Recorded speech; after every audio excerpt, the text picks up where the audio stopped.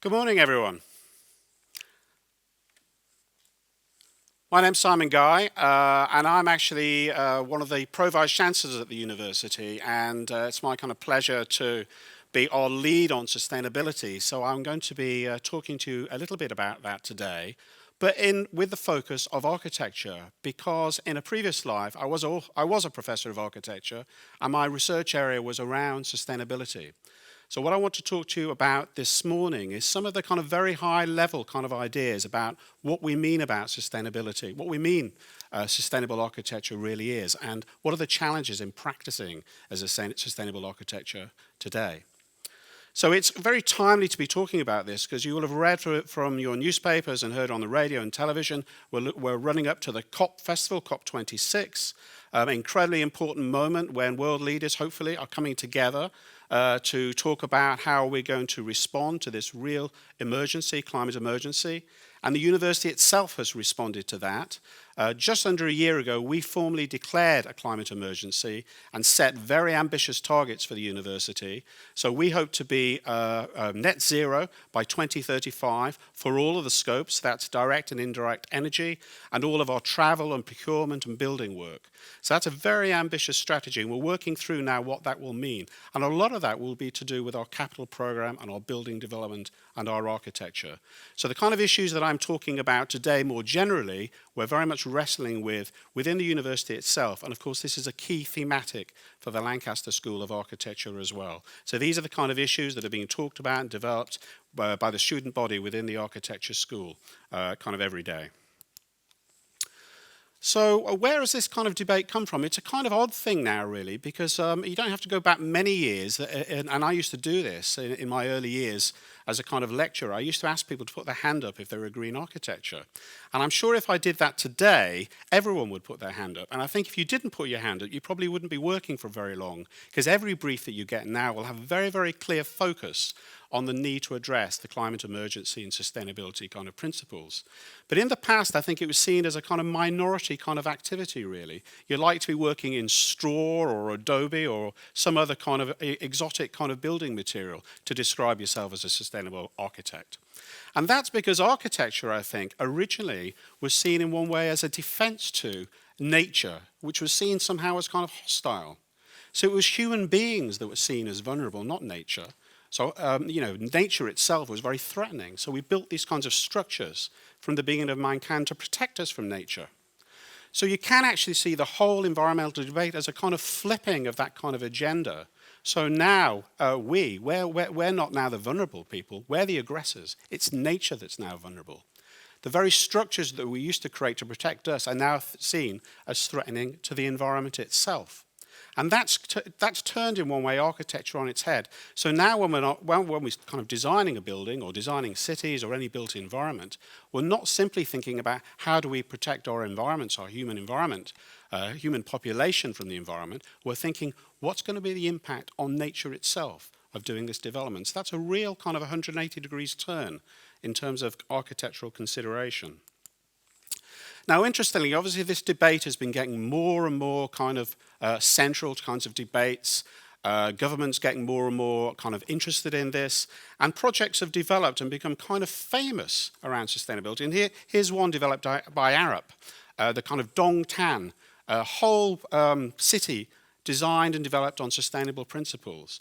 And this was incredibly influential actually on the Tony Blair government in terms of thinking about their attitudes to sustainability. It traveled around the world in kind of PowerPoint presentations and influenced governments around the world. The interesting thing is it was never actually developed. It's never been developed. It's an idea. So what's going on when we all know that the climate emergency sustainability is incredibly important. We all seem to be committed to it. We seem to have ideas about how to respond to it, but there seems to be a challenge in turning those ideas into actual practice, into actual lived reality. Now, the RIBA, who you'll all be familiar with and will condition all your lives as practicing architects if you go on to do that, has been very clear on its position about sustainability for a long time. And everyone becomes an architect in one way, signs up to these kinds of principles around sustainability and how it will inform their practice as professional architects. So it would seem as if we should all be in kind of fierce agreement. We should all know what sustainability is about. We should all know how to respond to it.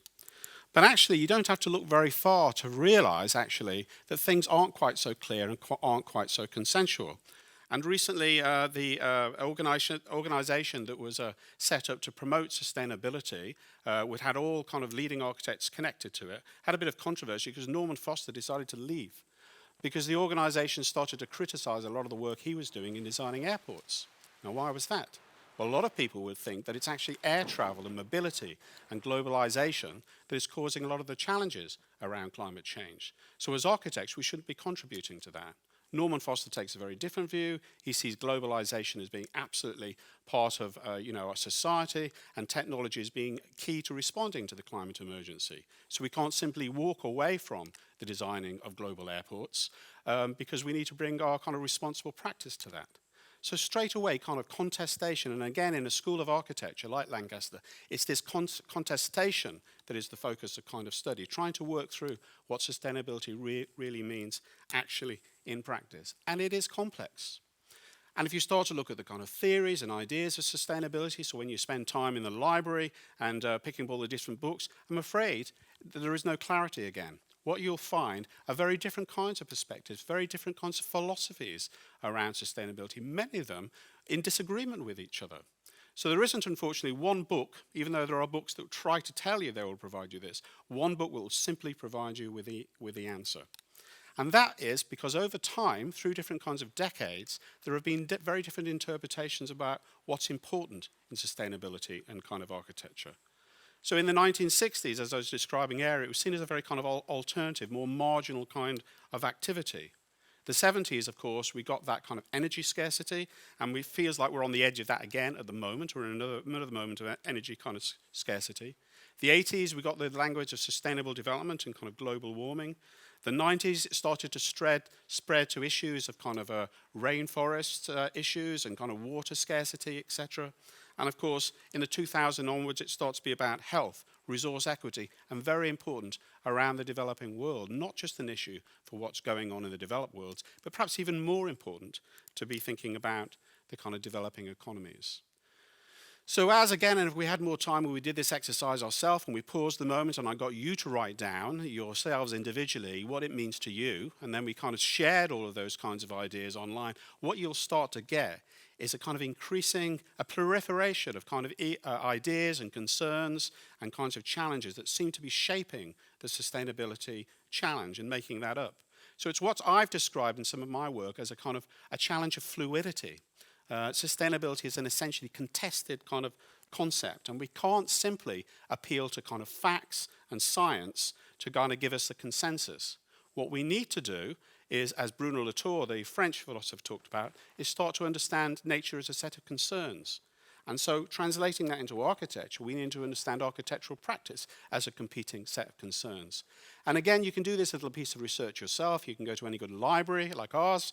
You can go to any good bookshop and browse the titles on the architecture shelves and flick through. And you'll find in there a kind of amazing diversity of different kinds of shapes of buildings, different kinds of materials, different kinds of definitions that have driven the principles of design in each of these different kinds of examples. So what you find essentially is not consensus and standardization, which is what science tries to push, but what you find is diversity. And that diversity is even more apparent when we start going to developing economies. So this is some work that I did in Bangladesh and actually working in that informal settlement called Koral. And I really like this image because it starts to show the very different kinds of urban development which are shaping cities like Dhaka in Bangladesh, which are urbanizing at incredibly fast kind of rate, while our own cities start to shrink. So again, this move as a kind of center of global gravity from the north to the south, from the west to the east, means actually when you think about back to COP again, what's really important? UK's emissions are just over 1% of the world's total. So whatever we do, we're only going to be able to make a marginal kind of impact. It's really beyond Europe, beyond the West, where the action really is. And this contestation, and here we're talking about poverty now, and structure and power, sociological, economic kinds of issues, again, shaping architecture at the core and architectural practice. So what we have then is very different kinds of images of the future. So this is a kind of an impression taking of futures and past of Singapore. if anyone has been to Singapore, they're in an incredibly rapid way where they've gone from a small, quite backward, traditional kind of island with traditional architecture to an island now which is the most modern you might find. It's like a mini kind of Manhattan. And if you do find a vernacular house, it's likely to be in a kind of heritage museum. And that's in a matter of a century that's happened. So a real glimpse into the future of what's being left behind and the particular path that urbanization has taken. So my argument then, and the argument of my work then, is we should not be looking for standardization and consensus. We shouldn't all be trying to agree. We need, of course, to look to science and technology for solutions, but we can't, even though we can build a zero-carbon house in a kind of laboratory kind of setting, we shouldn't be looking to just roll those out. What we need to be doing as architects and as architectural researchers is conducting a series of kinds of experiments, situationally specific experiments, which make sense to the particular kinds of concerns current in a particular time in a particular kind of space, and to see what we can learn from those. And again, at the Lancaster School of Architecture, that's the kind of work that you will be doing. I'll stop there. Thank you.